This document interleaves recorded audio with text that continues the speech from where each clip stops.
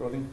मध्य प्रदेश में वोटिंग की प्रक्रिया अब तकरीबन खत्म होने को है और नतीजे एक तरीके से मध्य प्रदेश में मत पेटियों में अब बंद हो चुके हैं। हमारे साथ खास तौर पर बात करने के लिए एक्सक्लूसिवली कांग्रेस का मध्य प्रदेश में one of the biggest faces Digvijay Singh ji हैं। सर बहुत बहुत शुक्रिया, आज के दिन आपने समय निकाला हमसे बात करने के लिए। पहले तो मैं आपसे सीधे पूछ लेता हूं सर, प्रक्रिया तकरीबन खत्म है, आपका फीडबैक क्या है? अब आप क्या उसी आंकड़े को दोहराएंगे मुझसे जो पिछली बार आपने हम दोनों को कहा था? निश्चित जो एक पैटर्न मेरे दिमाग में था उसी अनुसार वोटिंग हुआ है। आपको लगता है कि एंटी इनकम्बेंसी जो शिवराज सरकार के खिलाफ पिछली बार आप बात कर रहे थे वो वोटिंग पैटर्न में रिफ्लेक्ट होता दिखा? 100%, क्योंकि ग्रामीण क्षेत्र में हैवी पोलिंग हुआ है, अर्बन एरियाज में कम हुआ है। और इससे आपको लगता है कि आपके पक्ष में जा? नाराजी जो थी शहर में भी थी, गरीबों में थी, लेकिन गांव में नाराजी ज्यादा थी। किन मुद्दों के आधार पर? किसानों की समस्या, मजदूरी लोगों को नहीं मिल रही, महात्मा गांधी नरेगा का काम नहीं हो रहा था, मजदूरों का पेमेंट नहीं हो रहा था, भ्रष्टाचार चरम सीमा पर था, SC ST का पोलराइजेशन कांग्रेस के पक्ष में हुआ। तो इसलिए एक लग रहा था, बिजली के बिल ज़्यादा आ रहे थे, इन सब बातों से लोगों में नाराज़गी थी, महंगाई बहुत बड़ा विषय था। आपसे बात कर रहा हूँ उससे कोई 10-15 मिनट पहले मेरे एक कोलीग ने ज्योतिरादित्य सिंधिया साहब से बात की, वो अभी भी ये क्लेम कर रहे हैं कि पूर्ण बहुमत की सरकार बीजेपी की बनने वाली है। तो ये थोड़ी कहेंगे हारने वाले हैं। नहीं, बट दावा तो कर रहे हैं सर। हाँ, दावा सब करते हैं। बहुत ज़्यादा आज की चुनावी प्रक्रिया में, ब्रजेश जी के पास जाऊँ उससे पहले मेरा ख्याल है सर कि बहुत हमने वायलेंस देखा है कुछ क्षेत्रों में, ऐसा क्यों? बात यह है कि भाजपा की 18 साल के कार्यकाल में कई जो भाजपा के नेता हैं उनके कुछ पुलिस के और रेवेन्यू के अधिकारियों के साथ एक निजी संबंध स्थापित हो गए थे, या तो पारिवारिक या कोई बिजनेस इंटरेस्ट। क्योंकि जितनी भी रेत खदान के, अवैध रेत खदान के पैसे लोगों ने कमाए, चाहे हर किस्म के जो भ्रष्टाचार हुआ है, जो इंस्टीट्यूशनलाइज करप्शन हुआ है मध्य प्रदेश में, उसकी वजह से भाजपा के नेताओं के साथ इनके संबंध स्थापित हो गए थे, जिनकी शिकायत हमने लगभग 1.5-2 महीने से लगातार इलेक्शन कमीशन के सामने करते रहे, लेकिन उसमें किसी का उन्होंने संज्ञान में नहीं लिया। अब जन अभियान परिषद का तो हमने सप्रमाण दिया। जन अभियान परिषद पूरी तरीके से भारतीय जनता पार्टी का एक आउटसोर्स्ड एक एजेंसी बन चुकी थी। वहाँ कोड ऑफ कंडक्ट लगने के बाद 7 करोड़ रुपए मंजूर किए गए, उसकी शिकायत हमने की, और लगभग 500 जो NGOs हैं उनको 50-50 हज़ार रुपये रिलीज़ किए।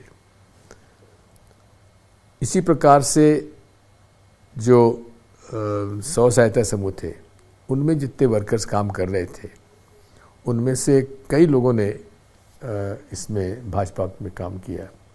2018 में हमने इसी प्रकार की शिकायत की थी, लेकिन उस समय इलेक्शन कमीशन ने 600 जन अभियान परिषद में जो स्व सहायता समूह में काम करने वालों को फील्ड से हटाकर यहाँ अटैच कर दिया था। वो इस बार नहीं किया उन्होंने काफ़ी उसमें भाजपा को के लिए प्रचार किया।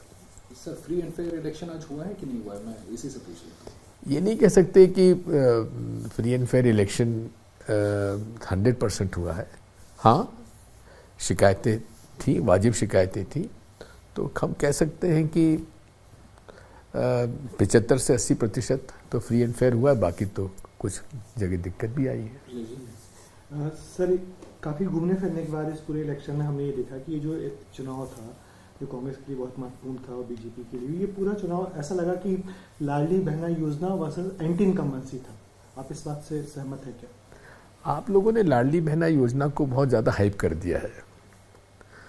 लाडली बहना योजना के जितने भी हितग्राही हैं उनको सबको ये जानकारी है कि भाई कांग्रेस भी आएगी तो वो भी देगी, इसलिए वो इशू अब बचा नहीं है।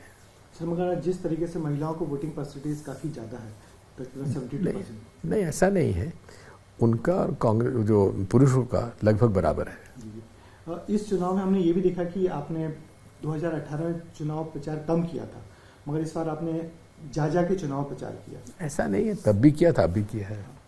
क्योंकि पिछली बार आप कहते थे कि मैं जाता हूं तो वोट काटना। नहीं, वो तो ऐसा था, मजाक की बात थी। कारण ये है कि मेरे जो मित्र लोग हैं वो लोग इस बात को कहते थे मेरे बारे में। सर, आपका कहना था कि इस बार आपने संगठन में काफी काम किया, कांग्रेस को संगठन में काम करने का बहुत वक्त मिला। तो इस संगठन में जो काम किया था, तो वो काम क्या चुनाव परिणामों या इस पूरे कैंपेन में आपका दिखा गया? हाँ, कुछ हद तक 2018 से बेहतर है। तो आपको लग रहा है कि जो आप हम लोगों से दावे कर रहे थे कि 130 सीटें आएंगी, तो 130 प्लस, 130 प्लस मतलब ओनली 130 नहीं, 130 से अधिक, और ये 140 के ऊपर भी जा सकती है। मगर बीजेपी फिर अपना उस नैरेटिव पे आ गई है कि लाडली बहना योजना ने हमको बहुत फायदा किया है और हम सरकार बनाने जा रहे हैं। बीजेपी के नेता दावा करने लगे क्योंकि वो कह रहे हैं कि लाडली बहनाओं ने लाइन में लग के भारी वोट किया है। इससे क्या कहें? तो पुरुष भी लगे, लाइन में लगे, और महिलाएं भी लगी। और एक बात बता दूं मैं आपको कि लाडली बहना योजना का लाभ 50% से कम महिलाओं को लाभ मिला है। दूसरी बात यह है, महंगाई का असर भी लाडली बहना पे ही हुआ है। तेल के भाव, गैस के भाव, पेट्रोल डीजल के भाव, तो ये परिवार में जब बातचीत होती है तो जहाँ ये बात भी होती है कि भाई हाँ 1000-1200 इनको उन्होंने दे दिए, तो हमारी जेब से तो उन्होंने 3-4 से 5,000 रुपये निकाल लिए। तो ये परिवार में जब बातचीत होती है तो वो बैलेंस हो जाती है। एक बात और लोग कह रहे हैं कि इस बार की कांग्रेस बड़ी एकजुट दिखी, जो 2018 में नहीं थी। आप कांग्रेस संगठन मंत्री ऐसा काम करते रहे पर्दे के पीछे से और कांग्रेस को मजबूत किया है, तो आप कह रहे हैं कि सरकार बनने पे कमलनाथ ही मुख्यमंत्री होंगे? हाँ निश्चित, मैं तो पहले भी कह चुका हूँ।